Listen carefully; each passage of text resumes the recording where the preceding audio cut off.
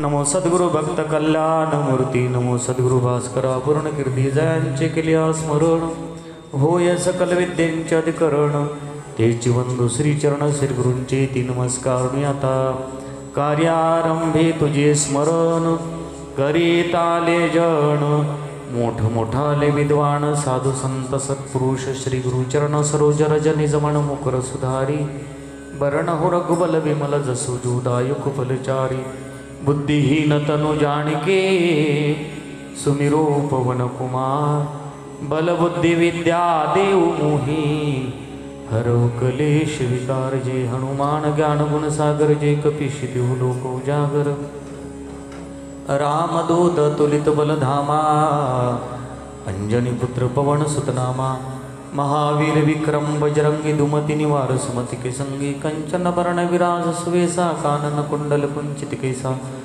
हाथ वज्र और ध्वजा विराजे, कांधे मुझे जनेऊ साजे, शंकर सुवन केसरी नंदन, तेज प्रताप महान जगवंदन, विद्यावान गुणयति चातुर, राम काज करबे को आतुर, प्रभु चरित सुनबे को रसिया, राम लखन सीता मन बसिया, सूक्ष्म रूप धरि से लिखवा, बिकट रूप धरि लंक जरावा, भीम रूप धरि असुर सहारे, रामचंद्र के काज सवारे, लाय संजीवन लखन जी आहे, श्री रघुवीर हरि शिवलाय, रघुपति की बहुत बड़ाई, तुम मम प्रिय भरत संभाई, सहस बदन तुम रोजस गावे, कई श्रीपति कंठ लगावे, सनकादिक ब्रह्मादिक निसा, नारद सारद सहिदेसा, जम कुबेर दिक्पाल जाते, कवि कोविद कैसे की गाते, तुम उपकार सुग्रीव के नारा मिला राजपति नाम, तुमरो मंत्र विभीषण माना, लंकेश्वर भय सब जग जाना, जो सहस्त्र जो जोन प्रभानु लिल्लोतायु मधुर फल जानु, प्रभु मुद्रिका मेल मुख माही, जल दिलांगे गए चरजनाए, दुर्गम का जगत के जेते सुगम अंगुर तुम देते, राम द्वारे तुम रखवारे, होतना ज्ञा बिन पैसारे, सब सुगले तुम्हारे शरणा, तुम रक्ष का उपडरना,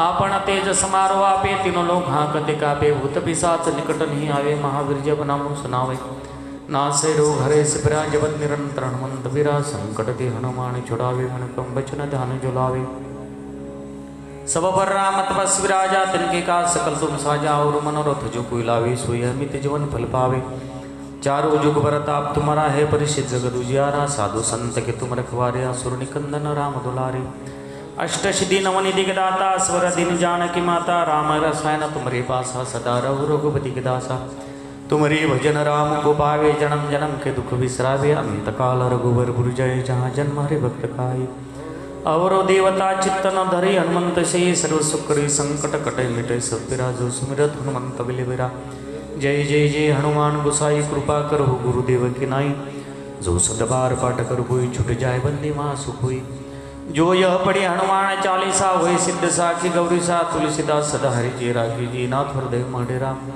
पवन तनय संकट हरण मंगल मूर्ति रूप, राम लखन सीता सहित हृदय बसो, सुरभूप मारुति महाराज की जय, मनोजवम मारुत तुल्य वेगम, जितेन्द्रियं बुद्धिमतां वरिष्ठम, वातात्मजं वानरायुध मुख्यम, श्रीरामदूतं शरणं प्रपद्ये, मारुति महाराज की जय। हनुमंत विराजिए, आइए हनुमंत विराजिए, आइए हनुमंत विराजिए,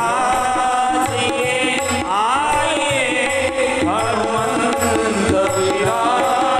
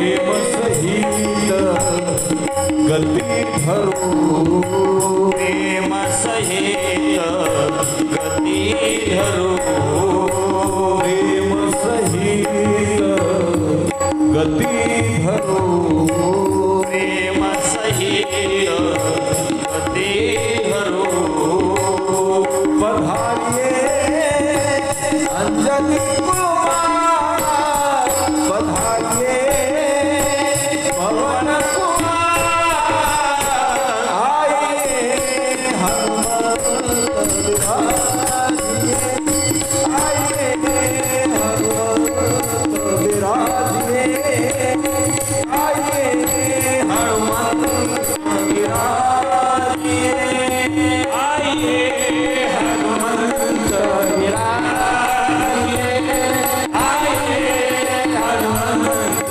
विराजिए आइए हनुमंत विराजिए। संत चुडामणी स्वामी गजानन गजाचे महिमान ऐकाता योगी योगेश्वर आमची सेगावी कारणा गजानन दयाची पायी ठेवा तसीर तरी भाल पार भवन देव योगेश्वर आमची गणुदास म्हणी आली पर्वणी घ्यावी ती साधोनी प्रयत्नानी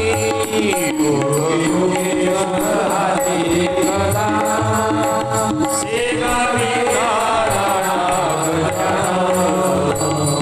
सेगावी गजानन सेगावी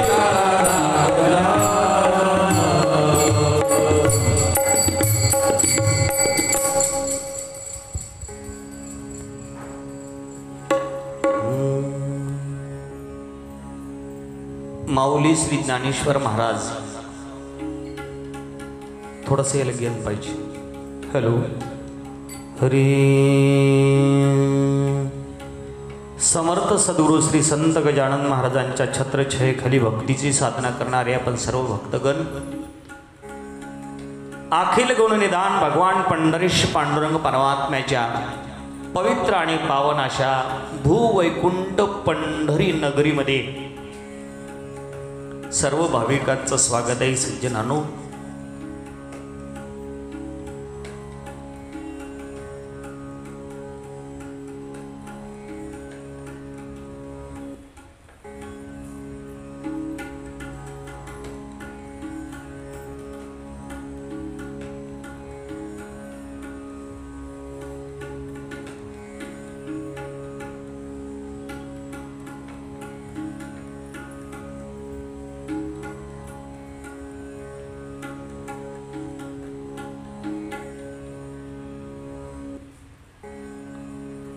गोपाल कृष्ण भगवान की जय. समर्थ सद्गुरु श्री संत गजानन महाराज की जय. समचरण सरोजन सांद्र नीलाभुदाभम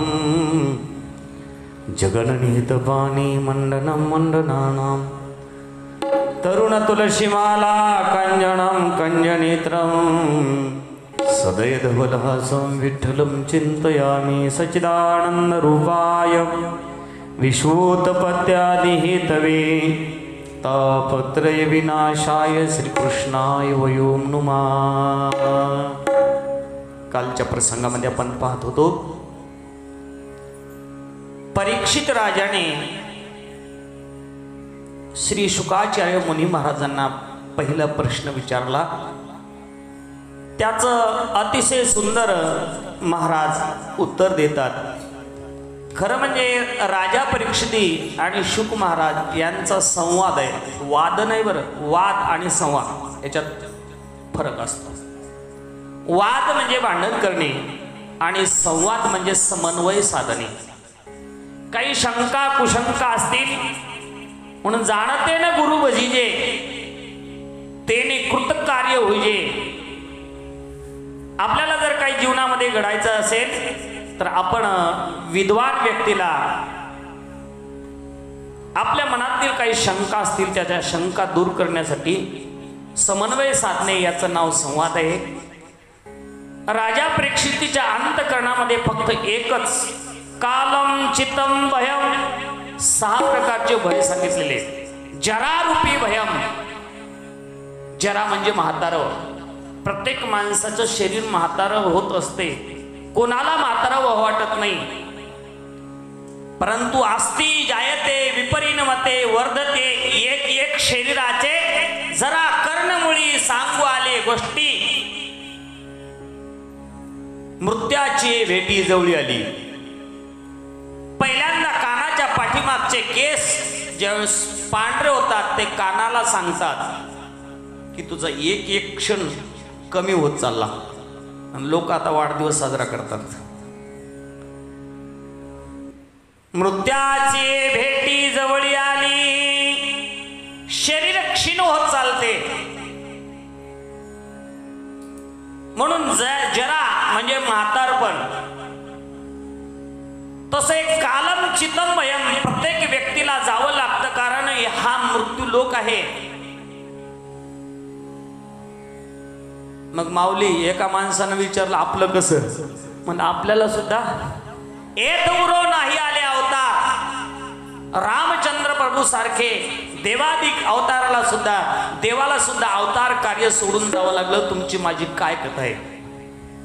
1 अर्बुद 60 कोटी देका 30 लक्ष 7 सहस्त्र लेखा 7 शते 9 मास मापात हिरण्यकश्यपा काय झाले.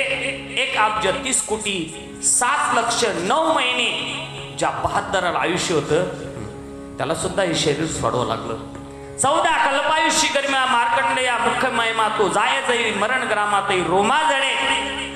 14 कल्प झाल्याच्या नंतर लोह मर्शन नावाचा ऋषी त्याच्या अंगावरचं एक केस पांढरं होऊन खाली पडायचं. त्याच्या अंगावरचे केस पिकणार कधी, झडणार कधी, तो मरणार कधी.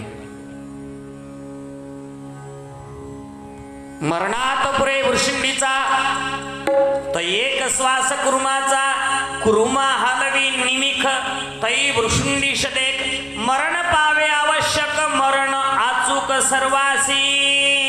राजा मरण तर येणार आहे तुला. तुझ्या त्या मरणाला मी थांबवू शकत नाही. पण गीता नावाचा ग्रंथ जीवन जगावं कसं हे सांगते. पण आमचा भागवत नावाचा ग्रंथ मरण कसं मरावं हे सांगते. तू जाणार आहेस याच्यात कुठलीही शंका नाही. परंतु मरण माझे मरून गेले मजसी केले अमर. अरे 7 दिवसाची काय गोष्ट घेऊन उरला. 1 तास उरला खटवांगरायासी.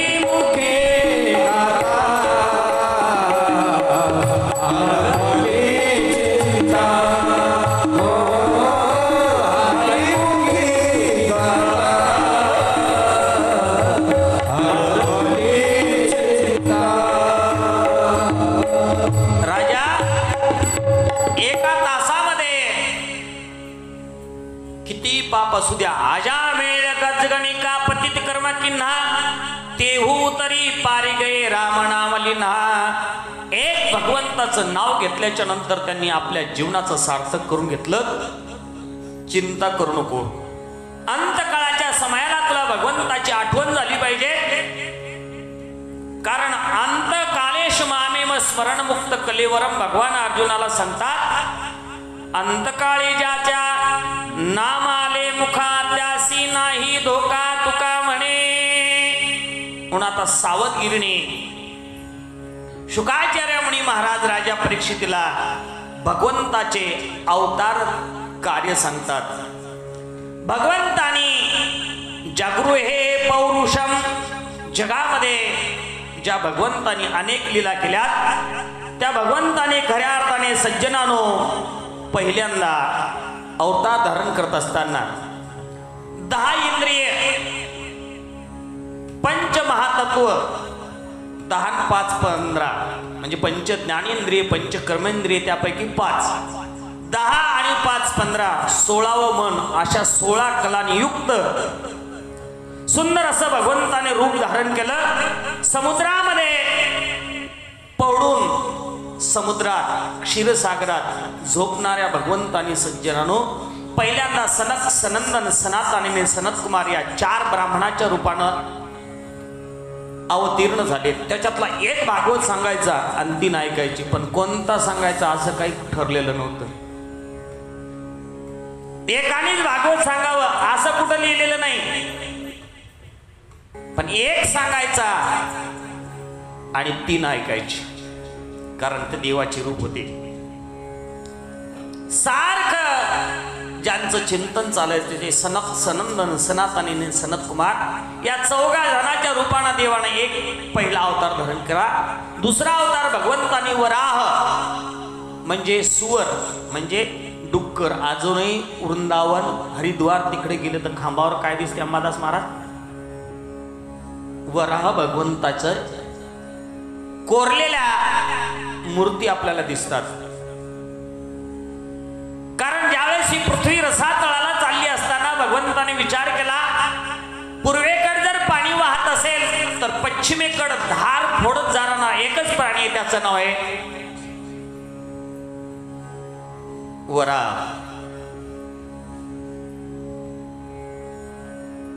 तो अवतार धारण केल्याच्या नंतर हिरण्याक्ष नावाचा हिरण्यकश्यपाचा भाऊ होता, त्याला मारून टाकलं.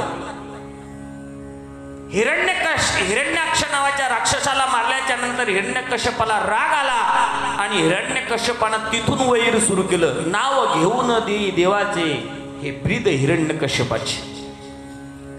तिसऱ्या अवतारामध्ये भगवंतानी देवर्षी नारदाचं रूप धारण केलं. तिरी तळामध्ये भगवान गमन करत होते. एवढंच नाही तर धर्मपत्नी मूर्तीपासून भगवंतानी सज्जनानो नर आणि नारायणाच्या रूपाने अवतीर्ण झालेत. 5व्या अवतारामध्ये कपिल महाराज झाले. भागा आपण हरिपाठामध्ये प्रमाण म्हणतो, शुक यज्ञ वल्क दत्त कपिल मुनी हरीशी जाणून हरी झाले. एवढं सज्जनानो कपिल महाराज आपण पुढे कथा ऐकणार आहोत. देवहूती आणि कर्दमाच्या पोटी जन्माला आले. 6व्या अवतारामध्ये भगवंतानी सज्जनानो पतिव्रता कोण आहे, पतिव्रतेचं किती महत्व असते, पतिव्रतेची ताकद किती असते हे दाखवण्यासाठी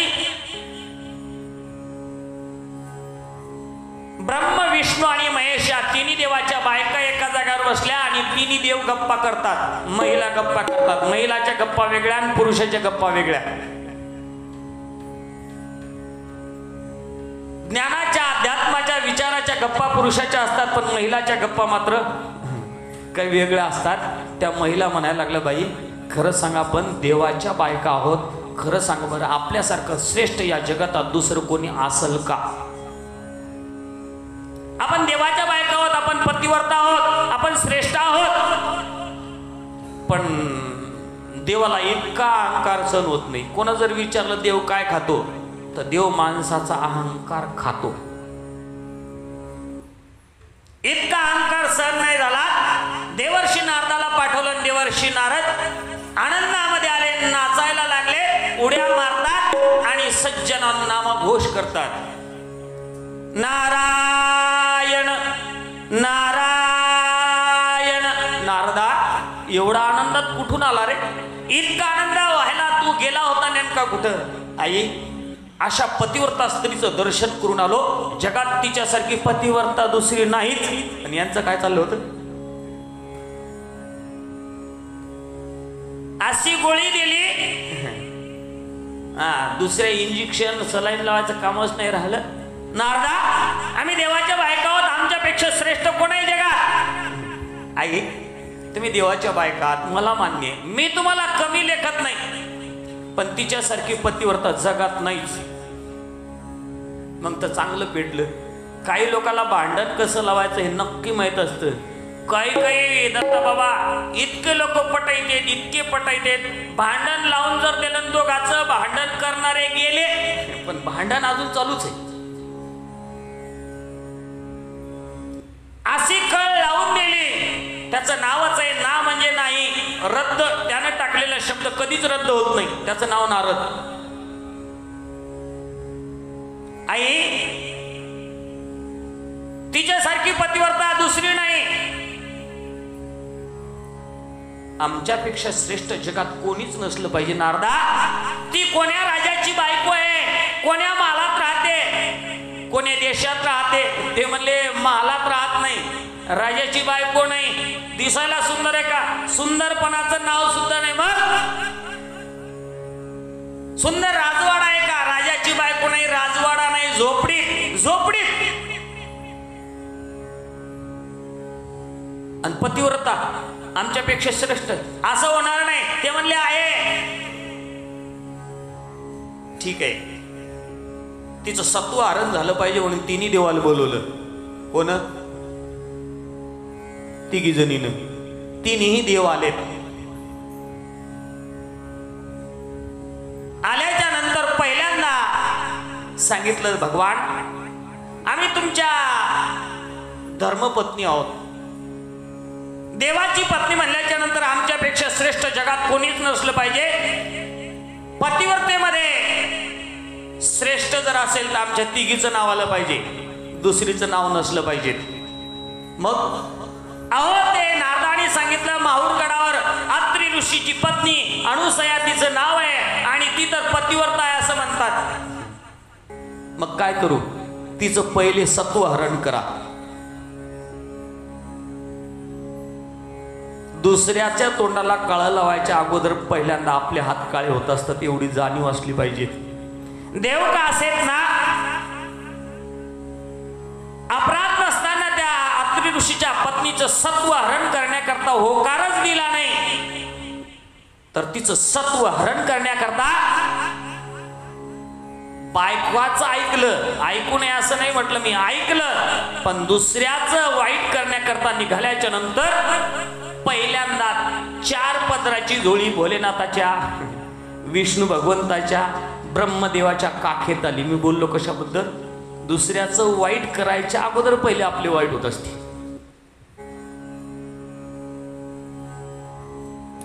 भिकाऱ्याचा वेश धारण केला आणि अत्री अनुसया मातेच्या दारात आले. आवाज दिला, ओम भिक्षाम देही. माई, आम्हाला भिक्षा वाढा. ती मालकाला पाण्याचा गडवा भरून देत होती पूजेसाठी. परत आवाज दिला, ओम भिक्षाम देही. काहीतरी खाण्याकरता मागायचं आहे म्हणून आवाज दिला. माई, विलंब होतो. भिकाऱ्याने 5 सेकंदाच्या वरी थांबू नये. तिनं पूजेचं साहित्य फुलं आणून दिले, पण मालकाची आज्ञा झाली नाही ना. पतीची मता अनसरोनिया पतिव्रता. पतीच्या मताप्रमाणे वागते, तिचंच नाव पतिव्रता. 2दा झालं. आणि तिसऱ्यांदा आवाज दिला, ओम भिक्षाम देई. माई, दुसऱ्या दारात जाऊ का आम्ही? अत्री ऋषीने सांगितलं, कोणाचा तरी आवाज येतो, पटकन बाहेर जा. भिकारी आलेत आणि आलेल्या याचकाला परत जाऊ देऊ नये. बिनमुख गेली अतिथी घेऊन जाय सकळ सुकृताची संपत्ती. पुण्याचा नाश होत असतो म्हणून भिकाऱ्याला काहीतरी दिलं पाहिजे.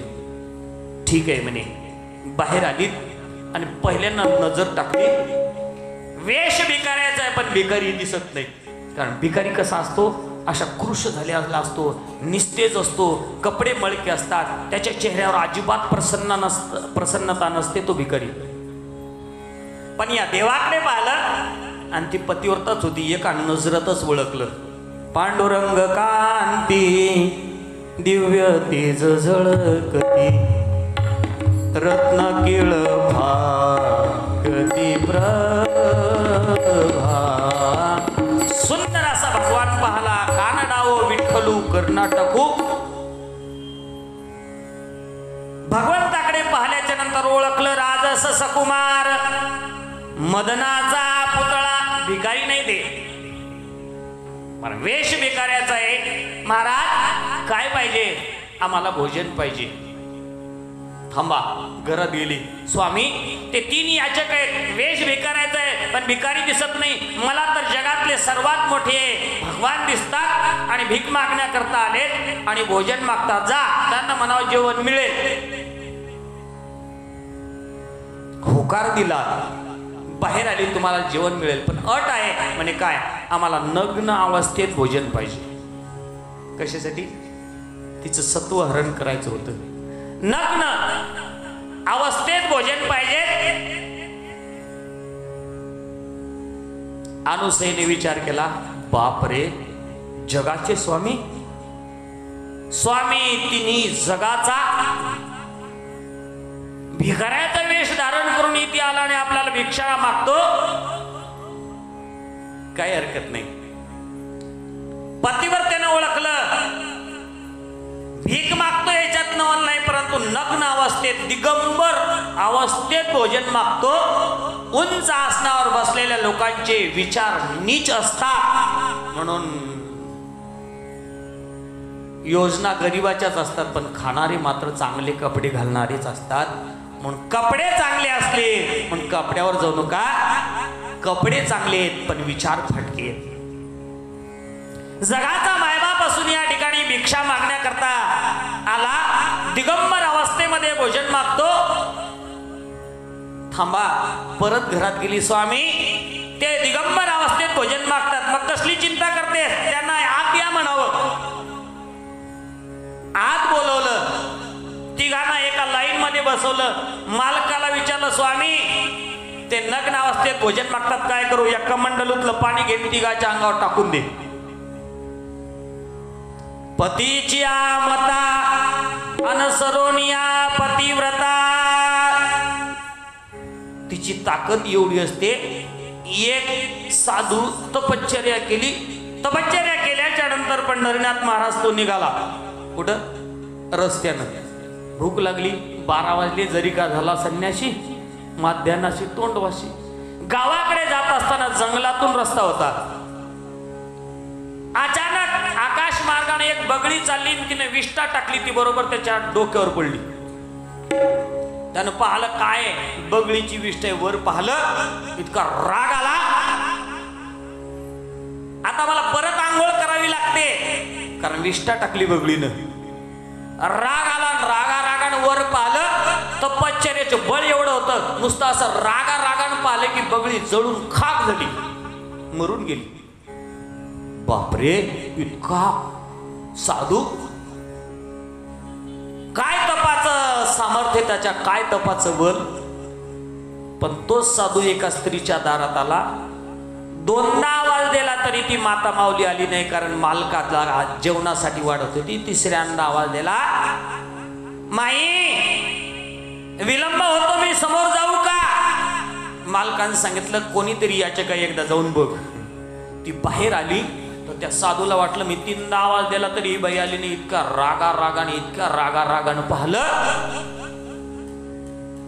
रागाने पाहिल्याबरोबर सज्जनानो, ती पतिव्रता स्त्री त्या साधू महाराजाला म्हणायला लागली, ओ साधू महाराज, मोठे रागानं मोठे डोळे करून माझ्याकडे बघायला, मी काय जंगलातली बगळी आहे का? ते 90% आईस्क्रीम झाला. म्हणे, बाई ते मला काय मागायचं ते जाऊ द्या, पण तुम्हाला जंगलामध्ये मी पाहिल्याबरोबर बगळी मरून पडली हे तुम्हाला कसं कळतं? ती पतिव्रत आहे, तिला सर्व कळत असतं. मालकाच्या आज्ञेप्रमाणे कमंडलूतलं पाणी घेतलं, तिघाच्या अंगावर टाकलं. होते 3, झाला 1. 3 शिरे 6 हात तया माझे दंडवत, काखे झोळी पुढे स्वान, नित्य जान्हवीचे स्नान. 3 होते, 1 झाला. पतिव्रतेची ताकद. पण आता त्याला भूक लागल ना, लगेच आंघोळ घातली. कोण? अनुसया मातेनं आंघोळ घातल्याच्या नंतर ते रडायला लागले, कारण भूक लागली ना. आणि आले होते कशासाठी? जेवायसाठी. बालक ज्या रूपात जन्माला आले, 3 देवाचा 1 देव झाला. 2 पाय आहेत, 6 हात आहेत, 3 मस्तक आहेत. एवढा मोठा देव जन्माला आला. पण आता भूक लागल्यावर जेवण द्यावं लागेल. पण जेवण दिगंबर अवस्थेत मागितलं होतं. दिगंबर, आपण दिगंबर म्हणतो, दिगंबर नाही. दिगंबर म्हणजे तिळा इतका वस्त्र नाही. दिग म्हणजे दिशा, अंबर म्हणजे आकाश. सर्व दिशा ज्याचं अंथरूण पांघरुण आहे. हे 4 दिशा मुख्य, 5 उपदिशा, 1 पृथ्वी आणि 1 आकाश. ज्याचं अंथरूण पांघरुण त्याला दिगंबर म्हणतात. असा दिगंबर अवस्थेत जो जन्माला आला भगवान, आणि अशा दिगंबर अवस्थेतच भोजन मागितलं होतं. भूक लागली, रडायला लागले. स्वामी, हे काय केलं? या तिघांना बालक बनवलं, पण आता भूक लागली नाही, यांना काय करू? चिंता करू नको. नुसतं असं पाहिलं, स्तनातून दुधाची धार बाहेर आली आणि मुखामध्ये स्तन दिलं. पोटभर दूध पिलं, आणि दूध पिल्यावर भूक शांत झाली. पण झोप येते ना मग. पहिलं मेरूच्या शिखरी एक योगी निद्रा करी, मुद्रा लावणिया खेचरी. खेचरी, भूचरी, चराचरी, अगोचरी, ह्या 4 मुद्रा आहेत. त्याचं फल असते. नक्की त्याची साधना केल्याच्या नंतर फल मिळते. पण माझ्या नाथबाबांना या 4 मुद्रेच्या पलीकडे 5वी सांगितली. मुद्रा ती 5वी लावणिया लक्षण, तो आत्मा प्रत्यक्ष हरी दिसे. कशाबद्दल बोलतो लक्षात असू द्या. दूध प्राशन केलं. पहिलं मेरूच्या शिखरी 3 शिखरे, त्याच्यातल्या एका शिखरावर अनुसया मातेनं दूध पाजल्याच्या नंतर अशी झोप लागली. सुखे मी निजलो गा, शून्य सारोनी देते, त्रिकुट शिखरी गा, दान मिळे आयते. किती शिखर सांगितले? 3 शिखर जाऊन जंगलात आहेत, अरण्यात आहेत. तिथं माझ्या भगवंताला अशी झोप लागली.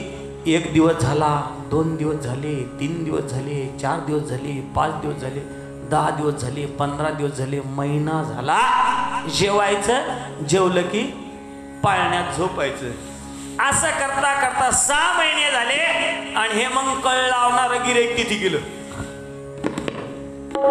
नारदा, अरे अशी कशी पतिव्रता आहे? 6 महिने झाले आमचा मालक आला नाही, रात्रंदिवस आम्हाला झोप येत नाही.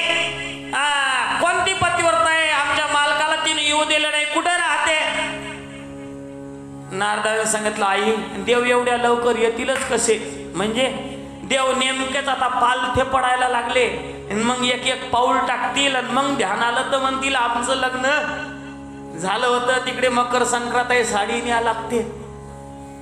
ध्यान आलं तर, नाही तर मग कधी कधी विसर होत असते. एक माणूस तर बाजाराला गेला, 5 वाजले घरी नाही आला. शेवटी बायकोला वाटलं आता मकर संक्रांत आहे, जावा. मालकच नाही आला, नाव तर घ्यायचं जावा, म्हणून ती बाजारात गेली. बाजारात गेल्याच्या नंतर हा इतका विसर भोळ्या होता, बायकोला समोरून आलेला बायकोला पाहिल्याच्या नंतर म्हणजे तुम्हाला कुठंतरी पाहिल्यासारखं वाटते. ती म्हणे, बाई बाई बाई बाई, अहो मी तुमची पत्नी आहे ना. यांना विसर झाला, अजून आले नाही. आई, नेमकेच आता ते 6 महिन्याची झाली. 6 महिन्याची? अहो मी तुम्हाला सांगितलं होतं तिच्यासारखी पतिव्रता नाही. आणि पतिव्रता का नावानं होत नसते. ती का नावानं होते का? चांगली साडी घातली म्हणे पतिव्रता होते का? चांगलं मेकअप केला म्हणजे पतिव्रता होते? सुभाषराव, पतिव्रता कशाला म्हण? नावाने पतिव्रता होत नाही. एक बाई होती, पतीची मनापासून सेवा करत होती, पण शेजारी शान मारणारी होती. नुसती शान मारायची, चांगले कपडे घालायचे, करून ठेवले का निघून गेली. मालकाला ये म्हणा, खायचं असेल तर खाय, नाही तर राह. गेली शेजारणीच्या घरी. ती बाई पतिव्रता होती. तिनं तुरीची डाळ घेतली, उखळात टाकली, कांडण करायला सुरुवात केलं. काय म्हणतात त्याला? जुना काळ काय म्हणतात? घाव देणे. हा, घाव देणे म्हणतात. शेजारी नाली तिच्या सोफा सेटवर बसली. म्हणे बाई काय करतेस? म्हणे कांडण करते थोडं. कांडण करता करता ही गप्पा सांगत होती, ती कांडण करत होती. कांडण करता करता तिचा मालक घरी आला ना, आवाज दिला, साध्वी मला तहान लागली, एक ग्लास पाणी देतेस का? तिनं कांडण करता करता मालकाला उशीर होऊ नये म्हणून मुसळ वर गेलं. ते मुसळ तिथे सोडून दिलं. घरात गेली, पाण्याचा ग्लास भरला, भरून आणला, मालकाला दिला, पाणी पिलं. मालक बाहेर गेला, ग्लास घेतला, जागावर नेऊन ठेवला. परत आली, ते मुसळ घेतलं आणि कांडण सुरू. हीच मुसळ वर आदर राहिल्याच्या नंतर ही जी शानमारी होती, तिचे काळे डोळे पांढरे झाले.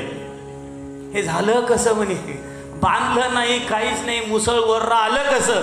ती म्हणे बाई, म्हणे काय? थांबा थांबा, अहो बाई थांबा, काय झालं? हे मुसळ आदर राहिलं कसं? ते म्हणे मालकानं पाणी मागितलं म्हणून उशीर होऊ नये म्हणून मी सोडून दिलं म्हणून ते राहिलं. ते म्हणे तसं राहत असते का? म्हणे हो. म्हणे कधी? मालकानं पाणी वगैरे मागितलं तर तिले वाटलं डोकं फुटलं तर फुटो, पण संशय तर मिटो. हे काही काम नव्हतं तरी घरी गेली. नेमकाच मालक वावरातून आला आणि भाकर खाल्ली. भाकर खाल्ल्याच्या नंतर बिचाऱ्यानं काय केलं? थोडा आराम करावं, पलंगावर अंग टाकलं, तशी झोप लागली. तितक्यात ही आली. आल्याच्या नंतर लगेच इतका राग आला, पहिल्यांदा धरलं ना असं गल्ल गल्ल त्याला आला, उठा, खाता, झोपता, कळते का? बाहेरच्या लोकांचा थोडासा आदर्श घेतला पाहिजे. ती बाई, त्या बाईचा मालक बाहेरून येतो, आपल्या पत्नीला म्हणतो, साध्वी मला पाणी दे. ते म्हणे आज कोणीकडून दिवस निघला? इकडून का इकडून? आतापर्यंत दिलं नाही. ते म्हणे काय नाही, बाहेर जायचं. मी म्हणे तुरीची डाळ कांडण करणार, तुम्ही काय करा, मला बाहेरून आल्याबरोबर पाणी मागा. पण ते म्हणे मी पॉलिशीची डाळ आणली ना. ते बाकीचं काहीच बोलायचं नाही. उंबरट्याच्या आत एक पाय ठेवला पाणी मागायचं. ते म्हणे आता नेमकी झोप लागली होती, नसली ती पिढा आली, काय करावं कळत नाही. ते बाहेर गेला, हिनं कांडण सुरू केलं, पण हिचं ध्यान त्या काढण्यात नव्हतं.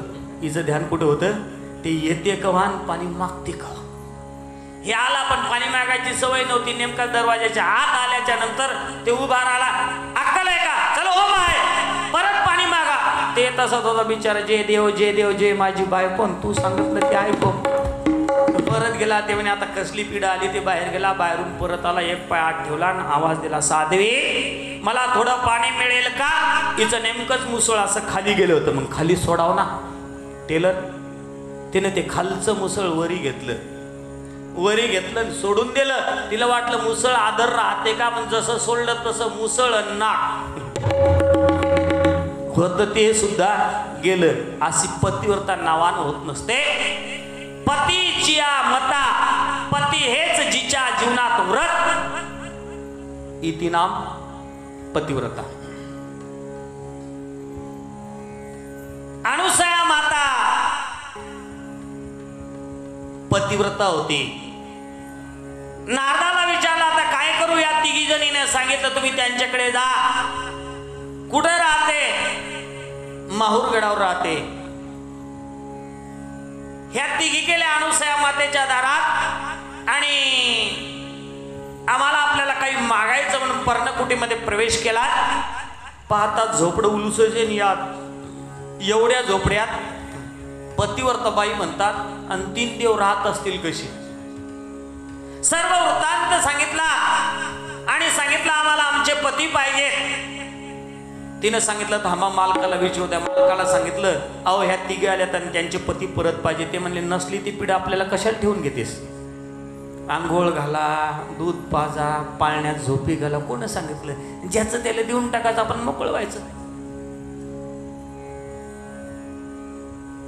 त्यांना सांगा तुमचे पती ओळखान घेऊन जा, पण तुमचा पती आहे त्यालेच आपला पती आहे म्हणून जागा करा. दुसऱ्याला जर हात लावला तर तुमचं पातीवर ते नष्ट होईल.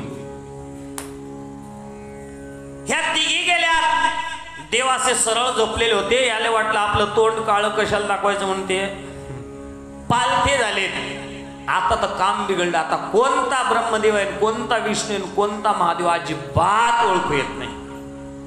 आता काय करावं सुचत नाही. परत त्या पतिव्रतेला शरण आलं. पतिव्रतेने सांगितलं मालकाला विचारू द्या. मालकाने सांगितलं या कमंडलूतलं पाणी घ्यायचं, पहिल्यासारखं परत त्यांना पाणी संपळल्याच्या नंतर एकाचे 3 होतील. मी कशासाठी बोलतो, ज्या देवाला तिन्ही देवाचा एक देव बनवला तो देवाचा 6वा अवतार. त्याला सज्जनानो अवधूत चिंतनम श्री गुरुदेव दत्त. आणि ते सज्जनानो दिगंबर आहेत. 7व्या वेळेस आकुती नामक स्त्रीच्या उदरी भगवंतानी प्रजापतीच्या आणि आकुतीच्या पोटी, नंतर ऋषभदेवाच्या पोटी, आणि त्याच्यानंतर 9व्या वेळी भगवंतानी सज्जनानो पृथ्वीराजाच्या रूपानं अवतीर्ण होतात. चाक्षुष मन्वंतरांच्या शेवटी ज्यावेळेस त्रैलोक्य समुद्रात बुडत होते त्यावेळेस भगवंतानी सज्जनानो मत्स्य रूप धारण केलं. त्याच्यानंतर भगवंतानी मोहिनी रूप धारण केलं. त्याच्यानंतर भगवंतानी कासवाचं रूप धारण केलं समुद्र मंथनाच्या वेळेस. त्यानंतर भगवंतानी परशुरामाचं रूप धारण केलं. परशुराम झाल्याच्या नंतर राम झाले. राम झाल्याच्या नंतर भगवान रामचंद्र प्रभू बलरामाच्या रूपाने जन्माला येतात. तेच रामचंद्र प्रभू कन्हैयाच्या रूपाने जन्माला येतात. आणि शेवटी तेच भगवान पुंडलिकाच्या भावार्था गोकुळाहुनी झाला येता, निज प्रेम भक्ती भक्ता घ्या घ्या ऐसे म्हणत असे. तेच भगवान पंढरपूरमध्ये विराजमान आहेत. आणि शेवटी आता कलियुग संपणार त्यावेळेस भगवान मात्र कलंकी रूपानं अवतीर्ण होतील. या भगवंताच्या अवतार कथा सांगितल्या. आणि अवतार कथा सांगितल्याच्या नंतर उद्धवाचा संवाद येतो. उद्धव कोण आहे, हा 4 युगातला भक्त आहे. तुकोबार आहे म्हणजे उद्धवाचे अवतार आहे. साधूची कथा येते आणि साधूची कथा ऐके जेथ वाचा विसवे ते साधू कथा. साधूची कथा सज्जनांनो अतिशय महत्वाची असते. भगवान श्रीकृष्ण परमात्मा सज्जनानो माझ्या विदुर काकाच्या घरी जातात. घरी गेल्याच्या नंतर त्याच्या कन्या भक्षण करतात. मी थोडं थोडं सांगतो फक्त, कारण विस्तार करत गेलो तर मला इथंच थांबावं लागेल. कन्या भक्षण केला. विदुरा घरच्या भक्षुनी कन्या परमानंद झाला. विदुर काकाच्या कन्या भक्षण केल्याच्या नंतर शुकाचार्य मुनी महाराज सांगतात, राजा विदुर हे साधू होते. आणि ज्या दिवशी दुर्योधनानं साधूला आपल्या घराच्या बाहेर काढलं त्या दिवशी सज्जनानो त्याच्या घराला काळीमा लागली.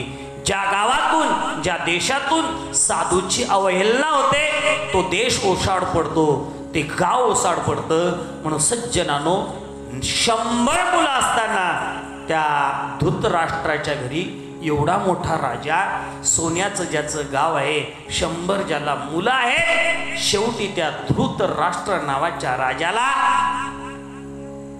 कुत्र्यासारखं जीवन जगावं लागलं. एवढंच नाही तर ज्या पांडवांना सुईच्या टोकावर बसेल एवढी माती देत नाही म्हटलं, त्याच धृतराष्ट्राला पांडवाच्या घरी राहावं लागलं. आणि भीमदादानं रोज म्हणावं काय आंधळ्या, काकाच होता त्याचा, पण काय सांगितलं, काय आंधळ्या. त्यावेळेस तर सुईच्या टोकावर बसेल एवढी माती देत नाही असं म्हणत होता. शेवटी तुला आमच्या घरचं उष्टान्न खावं लागत आहे. आम्ही तर तुला कुत्र्यासारखा नाही म्हणणार नाही, कुटका टाकणार नेहमी नेहमी नेहमी नेहमी. याच एका वाक्याने राजाला दुःख झालं आणि तो सज्जनानो धृतराष्ट्र नावाचा राजा नगर सोडून डोंगरावर गेला. पण दुर्भाग्यच होतं, ज्या डोंगरावर चढला त्या डोंगराला चहूबाजून आग लागली. एका कालातला सम्राट पण सज्जनानं तो आगीमध्ये होरपळून मरण पावला, कारण दृष्टीने कुठं जावं हे सुद्धा कळलं नाही. मी कशाबद्दल बोलतो लक्षामध्ये असू द्या. एका साधूचा अपमान केला होता म्हणून आमची तर कथा सांगेल. भला किसी का करना सको तो बुरा किसी का मत करना, पुष्प नहीं बन सकते तो कांटे बनकर मत रहना. भला किसी